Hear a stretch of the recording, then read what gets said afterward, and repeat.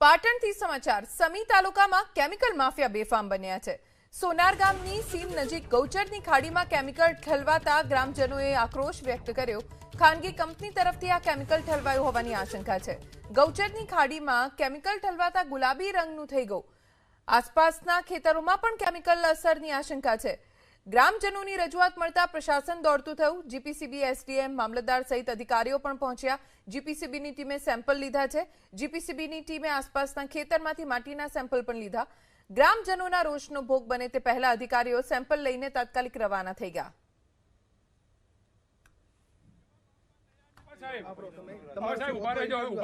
ઉભારો સાહેબ 2 મિનિટ તો ઉભારો સાહેબ।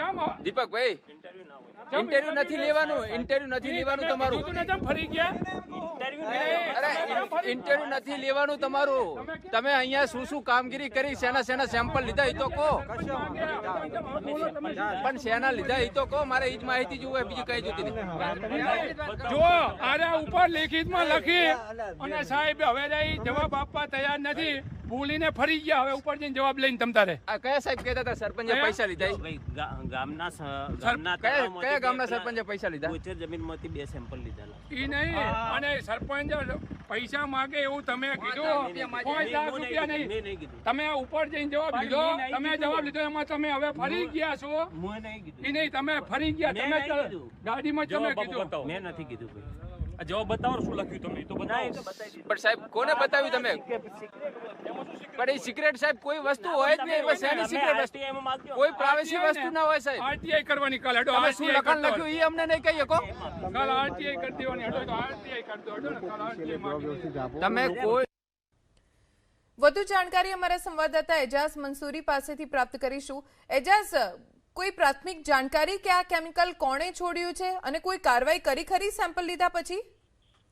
સમી તાલુકામાં જે રીતના કેમિકલ માફિયાઓ જે બેફામ બન્યા છે અને જે કેમિકલ હોય છે તે કેમિકલ જ્યાં ત્યાં ઠલવતા હોય છે, તે રીતની જ કિસ્સો સામે આવ્યો છે કે સમી તાલુકાનું જે સોનાર ગામ છે તેના નજીક ગૌચરની ખાડી આવી છે, તેના અંદર કેમિકલ માફિયા દ્વારા કેમિકલ ઠલવવામાં આવ્યું છે। ત્યારબાદ ગ્રામજનોને જાણ થતાની સાથે ગ્રામજનોના અંદર આક્રોશ પેદા થયો હતો। ત્યારબાદ ગ્રામજનો દ્વારા સમી પોલીસ તેમજ અધિકારીઓને જાણ કરી હતી અને અધિકારીઓ છે ત્યાં દોડી આવ્યા હતા। કહી શકાય કે એસડીએમ, મામલતદાર, જીપીસીબીના તમામ અધિકારીઓ છે ત્યાં પહોંચી આવ્યા હતા અને તે કેમિકલ છે તેને બતાવવામાં આવ્યું। જોઈએ કે જે કેમિકલ છે તે લીલા કલરનું કેમિકલ દેખાઈ રહ્યું છે અને તે જામી ગયેલું કેમિકલ દેખાઈ રહ્યું છે। એટલે કહી શકાય કે જે રીતના જમીનના અંદર જો કેમિકલ નાખવામાં આવે ક્યાંક ને ક્યાંક જમીન નુકસાન થતું હોય છે, તેમજ ગ્રામજનોને હવાના દ્વારા શ્વાસ લેવામાં પણ તકલીફ પડતી હોય તેવું પણ દેખાઈ રહ્યું છે। સાથે ગ્રામજનો દ્વારા રજૂઆત કરતા અધિકારીઓ કોઈ પણ જાતનો જવાબ આપતા નથી। અધિકારીઓ છે તે ક્યાંક પોતાનો પગપિછાળો કરીને ભાગતા હોય તેવું હાલ તો દેખાઈ રહ્યું છે। જે રીતના ગામના અંદર પણ એક બાબતે આક્રોશ દેખાઈ રહ્યો છે, કેમ કે જે રીતના કેમિકલ છોડ્યું છે તેને લઈને આજુબાજુના ખેતરો તેમજ જમીનના અંદર પણ મોટા પ્રમાણમાં નુકસાન થઈ શકે તેવા પણ હાલ તો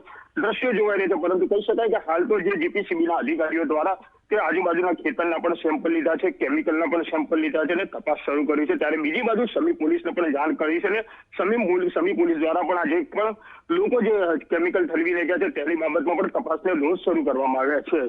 જી એજાઝ, આભાર જાણકારી આપવા માટે।